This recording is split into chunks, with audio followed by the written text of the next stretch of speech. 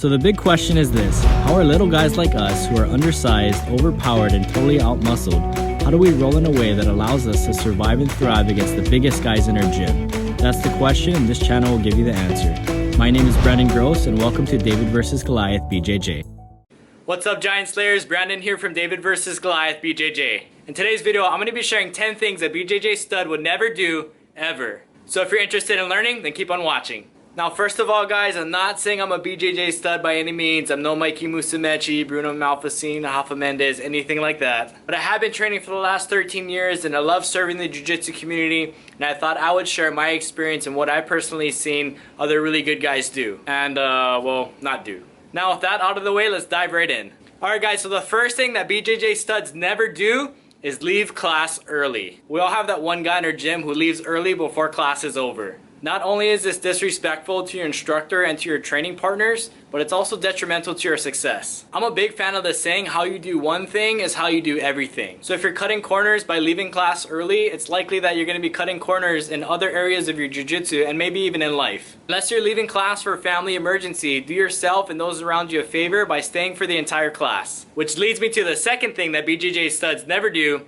and that is skip out on open mat. They know that in order for their game to improve, they have to be putting in work outside of the normal class time. The guys who progress faster are the ones who study live footage, buy instructionals or DVDs, pay for private lessons, or even meet up for extra open mats, or they take the time to drill. The third thing a BJJ stud would never do is drill a move just a couple of times. Don't be that guy who drills a move one time and thinks they have it down, and then sits down and twiddles their thumbs while they wait for their instructor to show the next move. It takes many reps to master a technique and to embed that technique into muscle memory. I used to hear Helson always say, repeat, repeat, repeat, meaning do it again, again, and again. Bruce Lee says, I fear not the man who has practiced 10,000 kicks one time, but I fear the man who has practiced one kick 10,000 times. The fourth thing a BJJ stud would never do is try to learn a bunch of different guards or systems all at the same time. You're excited because you see a higher belt doing berimbolo, and then you're trying to learn X guard, De La Riva guard, spider guard, single leg X guard, K guard, or even lapel guard all at the same time. Good guys learn to study positions one at a time. This was my big mistake. I used to watch random YouTube videos or try out the latest flash technique, and I really wasn't seeing any big improvements in any one area of my game. Meanwhile, my buddy Jay, on the other hand, was just studying deep half guard for 6 months straight, and he was killing me with it. Confucius says the man who chases 2 rabbits catches none. And I believe that applies directly to what we're talking about.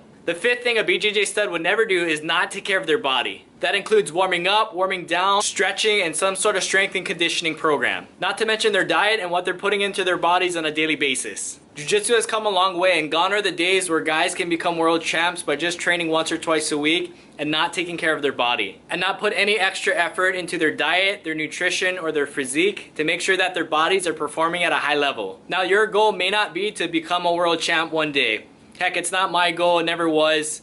I do train actively and compete actively, but I find much more joy and satisfaction being able to coach and teach and give jiu-jitsu back to the community. Don't get me wrong, guys, I love competing. I've done it for 13 years, and I still compete once in a while throughout the year. But regardless, if you want to compete or not, the BJJ studs out there are all taking care of their bodies. The sixth thing a BJJ stud would never do is sit on the side and dog on the new guys, aka the white belts. They know that they got to where they are today because someone took the time out of their day to help them improve and really cared about their success in their journey of jiu-jitsu. Instead of rolling their eyes when their instructor asks them to pair up with the new white belt, they step up and they make the most out of the opportunity because they realize that the best way for them to learn is for them to teach.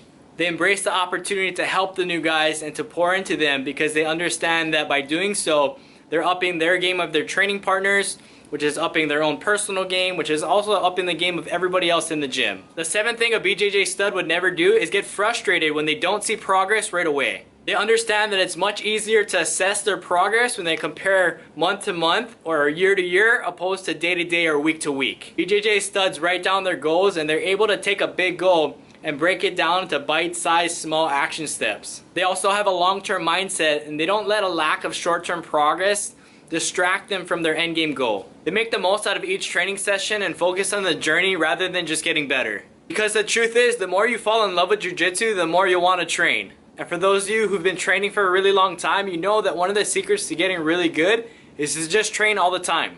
The eighth thing a BJJ stud would never do is get frustrated when they don't get promoted. They know that it's not just about the color of their belt, but about the skill and the character that's developed along the way. The 9th thing a BJJ stud would never do is reject feedback from others. They have a mentality that they can learn from anyone and everyone, and they also have the humility to learn and listen.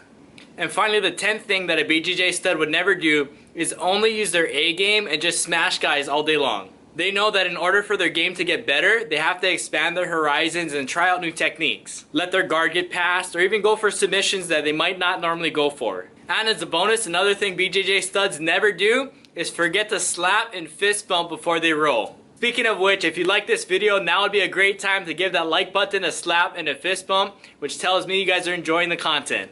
And it also helps out with the algorithm so other BJJ Giant Slayers can find this content as well. Alright guys, those are 10 things BJJ studs would never do. But let me know what I missed. Let me know in the comments one thing that you think BJJ studs would never do. And if you guys want to see more videos on how to survive and thrive against the biggest guys in your gym, be sure to subscribe to the channel and hit that notification bell so you stay in the loop choke and don't miss out on weekly videos. Thanks for watching guys, and just remember, victory always tastes better when you're the underdog. I'll see you in the next video.